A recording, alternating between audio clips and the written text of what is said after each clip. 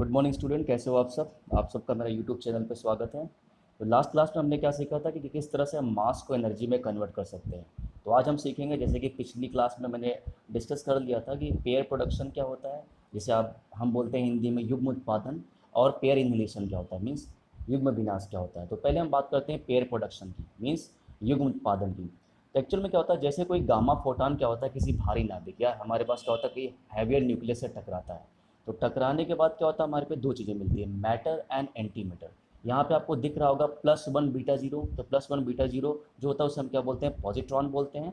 और उसका जो एंटी मैटर होता है हमारे को, उसे हम क्या बोलते हैं, इलेक्ट्रॉन बोलते हैं। तो कोई भी गामा फोटॉन किसी भारी नाभिक से टकराएगा तो क्या होता है, वो पॉजिट्रॉन और इलेक्ट्रॉन में क्या होता है, कन्वर्ट होता है। तो इस चीज़ को आप याद रखिएगा।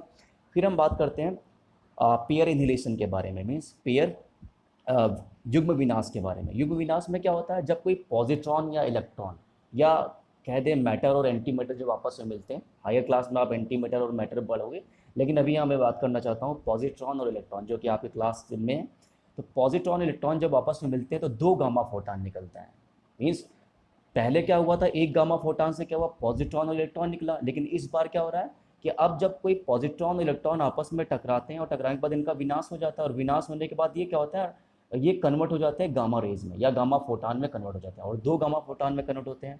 तो ऐसा होता क्यों है, तो देखो नीचे नीचे के डायग्राम में आप देख भी रहे हो कि पॉजिट्रॉन इलेक्ट्रॉन था हमारे पास। तो ये क्या था, संयोग से पूर्व, और संयोग के पश्चात क्या होगा, गामा फोटान गामा फोटान। तो दो तरीके से कन्वर्ट हो गया। एक्चुअल में इसका आंसर क्या होता है, जैसे कि पेयर प्रोडक्शन में क्या हुआ था कि मतलब कि गामा फोटान जो होता है पॉजिट्रॉन इलेक्ट्रॉन में कन्वर्ट होगा, लेकिन यहाँ पे क्या हो रहा है, पॉजिट्रॉन इलेक्ट्रॉन मिलकर क्या हो रहा है, दो गामा फोटान क्या हो रहे हैं, क्रिएट कर रहे हैं। तो ऐसा होने का मेन मोटिव क्या होता है, एक्चुअल में क्या होता है, law of conservation of energy, means ऊर्जा संरक्षण का नियम और संवेग संरक्षण का नियम। तो इसका इसका मेन आंसर क्या हो जाएगा, ये हो जाएगा। तो नॉर्मली क्या होता है, युग्म विनाश की घटना में केवल एक फोटान उत्पन्न होगा, तो ऊर्जा एवं संवेग संरक्षित नहीं रहेगा। तो याद रखेगी इसे। अतः ऊर्जा एवं संवेग संरक्षित रहे, इसके लिए युग्म विनाश में दो फोटान उत्पन्न होते हैं। तो याद रखिएगा इसमें, इसीलिए दो फोटान उत्पन्न होते हैं ताकि एनर्जी और मोमेंटम दोनों कंजर्व्ड रहे। इसीलिए यहाँ पे दो फोटान क्या होता है, हमेशा निकलता है। तो याद रखिएगा इस चीज़ को।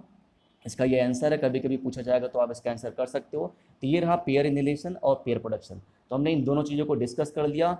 अगला टॉपिक जो हमारा रहेगा उसे हम क्या बोलेंगे, mass defect and binding energy of nucleus, means नाभिक की द्रव्यमान क्षति एवं बंधन ऊर्जा। तो मास डिफेक्ट होता क्या है। तो सबसे पहले अगर मैं मास डिफेक्ट के बारे में बात करता हूँ तो पहले थोड़ा सा समझ लेते हैं कि एक्चुअल में क्या होता है, कोई भी न्यूक्लियस अगर है या कोई भी नाभिक है, तो रियल में अगर कोई न्यूक्लियस होता है तो उसमें क्या होता है, एक्चुअल में उसमें क्या होता है, उस द्रव्यमान में क्या होता है, न्यूक्लियन जो होते हैं उपस्थित रहते हैं। अब न्यूक्लियंस क्या होता है हमारे पास, एक्चुअल में न्यूक्लियंस जो होते हैं, it is the combination of proton and neutron. हमें पता भी न्यूक्लियस में क्या होता है, न्यूट्रॉन और प्रोटॉन होता है। So the combination of neutron and proton is called nucleons. तो एक्चुअल में न्यूक्लियंस होता है।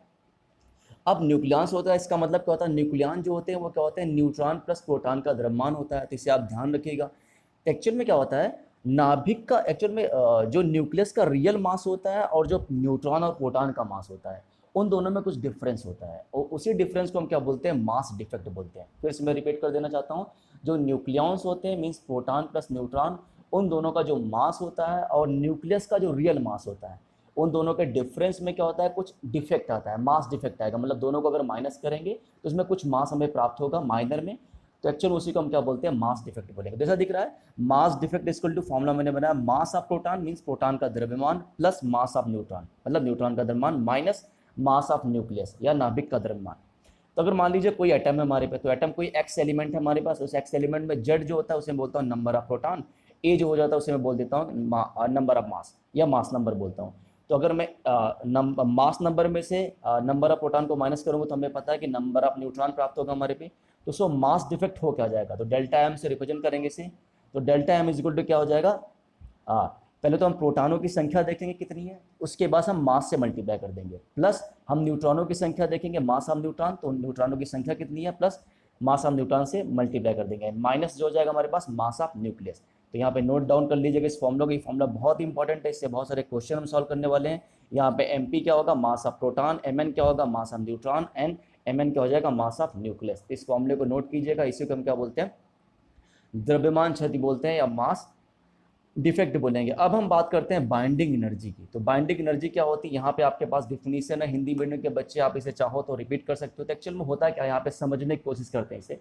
एक्चुअल में द्रव्यमान क्षति डेल्टा एम का अर्थ क्या होता है।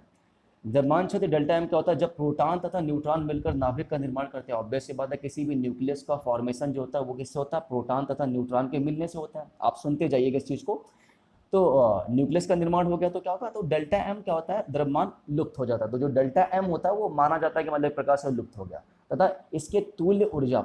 अब जो डेल्टा एम निकला था हमारा, याद रखिएगा, न्यूक्लियन का मास और प्लस न्यूक्लियस का मास से जो हमने डेल्टा एम निकाला था उसको क्या कर देंगे हम, अब ये मास प्राप्त हो गया, इसे हम एनर्जी में कन्वर्ट करना पहले सीख चुके थे। तो उस डेल्टा एम को हम सी स्क्वायर से मल्टीप्लाई कर देंगे तो हमें क्या हो जाएगी, ऊर्जा में कन्वर्ट हो जाएगी। और इसी ऊर्जा के कारण क्या होता है, प्रोटॉन व न्यूट्रॉन नाभिक में परस्पर बंधे रहते हैं। तो याद रखिएगा, बाइंडिंग एनर्जी के कारण ही क्या होता है, किसी भी न्यूक्लियस में प्रोटॉन और न्यूट्रॉन क्या होते हैं, आपस में बंधे रहते हैं। और एक चीज़ और, अगर उतनी ही बाइंडिंग एनर्जी उसे दे दी जाती है, बाइंडिंग एनर्जी के बराबर ऊर्जा दे दी जाएगी, तो हम क्या करते हैं, हम किसी न्यूक्लियस में प्रोटॉन और न्यूट्रॉन को सेपरेट कर सकते हैं। ठीक है, नाभिक से हम न्यूक्लियनों को सेपरेट कर सकते हैं। तो इस चीज़ को याद रखिएगा। तो डिफिनीशन समझिए, किसी नाभिक को न्यूट्रॉनों तथा प्रोटॉनों में विघटित करने। ऑब्वियस सी बात, अगर न्यूट्रॉनों तथा प्रोटॉन में उसे हम क्या कहते हैं, डीकम्पोज कर देते हैं। So the decomposition of proton and neutron from their nucleus, उसके न्यूक्लियस से डीकम्पोजिशन जो होगा हमारे पास, उसके लिए हमें एनर्जी की रिक्वायरमेंट होगी and that energy is called binding energy. तो आप फिर से रियल डिफिनीशन क्या हो जाएगी, किसी भी नाभिक के समस्त न्यूक्लियनों अर्थात नाभिक में उपस्थित सभी प्रोटॉनों तथा न्यूट्रॉनों को नाभिक से अनंत दूरी तक पृथक करने के लिए आवश्यक न्यूनतम ऊर्जा। तो वह न्यूनतम ऊर्जा, वह मिनिमम एनर्जी बाई विच हम क्या कर देंगे, न्यूक्लियनों में से या न्यूक्लियस में से हम न्यूक्लियनों को सेपरेट करके अनंत तक ले जा सकते हैं। उसे हम क्या बोलते हैं, बाइंडिंग एनर्जी बोलते हैं। तो आप उसे याद रखिएगा। एक चीज़ और याद रखिएगा, जैसे हम पहले हमारा काम होगा डेल्टा एम निकालना, दूसरा काम होता है डेल्टा ई निकालना। डेल्टा एम निकाल दिया हमने, डेल्टा एम कैसे निकालना है हमें, हमने बोला न्यूक्लियनों का मास और माइनस का कर देना, न्यूक्लियस का रियल मास में माइनस कर देना, डेल्टा एम प्राप्त हो जाएगा। तो याद रखिएगा, अगला स्टेप होता है उसके इक्विवेलेंट एनर्जी फाइंड आउट करना। तो delta E is equal to क्या था, डेल्टा एम सी स्क्वायर। हम उस डेल्टा एम की वैल्यू को पुट करेंगे, डेल्टा ई निकालेंगे। अब लास्ट में हमारा एक काम होता है, हम प्रति न्यूक्लियन बंधन ऊर्जा निकालते हैं। बाइंडिंग एनर्जी पर न्यूक्लियन कैसे निकालते हैं, तो बाइंडिंग एनर्जी पर न्यूक्लियन निकालने का मेन मोटिव होता है, पहले बाइंडिंग एनर्जी डेल्टा ई निकाल देंगे और निकालने के बाद हम क्या कर देंगे, हम उससे डिवाइड कर देंगे एक्चुअल में उसके नाभिक। तो नाभिक की प्रति न्यूक्लियन बंधन ऊर्जा उस नाभिक के स्थायित्व की माप होती है। एक चीज़ और, कोई भी न्यूक्लियस कितना स्टेबल होता है ये डिपेंड करता है कि बाइंडिंग एनर्जी पर न्यूक्लियन कितनी उसकी। इसके बाद अभी हम ग्राफ डिस्कस करने वाले हैं, तो उस ग्राफ को हम सही से पढ़ेंगे अगले लेक्चर में। तो बाइंडिंग एनर्जी पर न्यूक्लियन कैसे निकालना तो हम अगले लेक्चर में सीखेंगे। लेकिन अभी आप याद रखिए इसे होता क्या हमारे पास, एक्चुअल में किसी नाभिक की कुल बंधन ऊर्जा तथा न्यूक्लियनों की संख्या।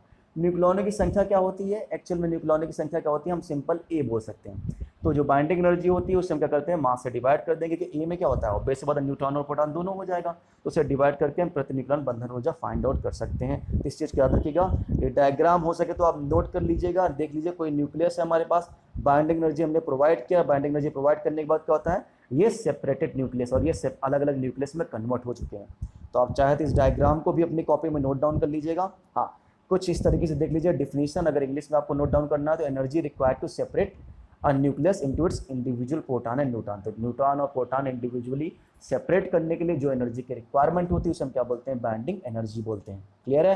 फॉर्मूला क्या होता है, E is equal to delta M C square. E क्या होता है, बाइंडिंग एनर्जी, डेल्टा एम क्या होगा, मास डिफेक्ट, और सी क्या होता है, स्पीड ऑफ लाइट, जो कि हमने पिछले क्लास में डिस्कस कर लिया था।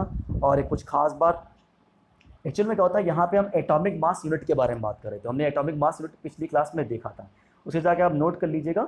एक्चुअल में क्या होता है, कोई भी चार्ज होता है उसे हम कूलाम में देखते हैं। जैसे कि प्रोटॉन का चार्ज क्या होता है, 1.6 इंटू 10⁻⁻19 कूलाम। अगर इसे हम एटॉमिक मास यूनिट में कन्वर्ट करेंगे तो एक्चुअल में क्या होता है, हम कन्वर्ट करना सीखेंगे। अभी आप प्रोटॉन और न्यूट्रॉन दोनों को ही नोट कर लीजिए, इनकी प्रॉपर्टीज, इनका मास और चार्ज एटॉमिक मास यूनिट में किस तरह से होता है, ताकि हम फाइंड आउट कर सके। तो thank you so much for watching this and आप नोट को बनाते रहिए, नोट मेकिंग करते रहिए। अभी हम एनसीईआरटी के बहुत सारे क्वेश्चन को भी डिस्कस करेंगे। धीरे धीरे स्टेप वाइज हम न्यूक्लियर एनर्जी की तरफ आगे बढ़ रहे हैं। यहाँ से 3 से 4 नंबर के क्वेश्चन आते हैं बोर्ड एग्जाम में, और ये हर एग्जाम में के लिए भी बहुत इंपॉर्टेंट है। यूपी सेट के बच्चे जितने भी हैं वो भी तैयारी कर सकते हैं। तो थैंक यू सो मच। आगे हम बहुत अच्छे अच्छे क्वेश्चन डिस्कस करने वाले हैं। ज़्यादा से ज़्यादा शेयर कीजिए, सब्सक्राइब कीजिए इसे, और कमेंट बॉक्स में कमेंट कीजिए। अगर आपको कोई भी क्वेरीज है, इससे रिलेटेड कोई भी क्वेश्चन है, तो आप कमेंट बॉक्स में वहाँ पे कमेंट कर सकते हैं। तो thank you so much again.